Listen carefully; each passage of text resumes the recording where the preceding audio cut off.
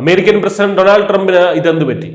India Russian എണ്ണ വാങ്ങുന്നത് നിർത്തിയെന്ന് Trump വലിയ വായിൽ ആഘോഷിക്കുമ്പോൾ അതാര് പറഞ്ഞു നിങ്ങളല്ലാതെ എന്ന് ചോദിച്ച് ട്രംപിനെ ട്രോളിയിരിക്കുകയാണ് റഷ്യൻ വിദേശകാര്യമന്ത്രി സെർജയ് ലവ്റോവ് ആണ് മോസ്കോയിൽ വെച്ച് ട്രംപിന്റെ അവകാശവാദങ്ങളെ പൂർണ്ണമായും തള്ളിക്കളഞ്ഞത്.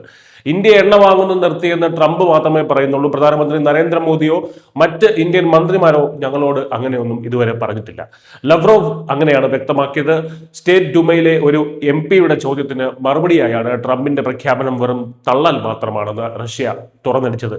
കഴിഞ്ഞ ആഴ്ചയാണ് റഷ്യൻ എണ്ണ വാങ്ങുന്നത് നിർത്താമെന്ന ധാരണയുടെ പേരിൽ ഇന്ത്യക്ക് മേലുള്ള ചുമത്തിയിരുന്ന 25% അധിക തീരുവ ട്രംപ് പിൻവലിച്ചത് എന്ന് ട്രംപ് പ്രഖ്യാപിച്ചത്.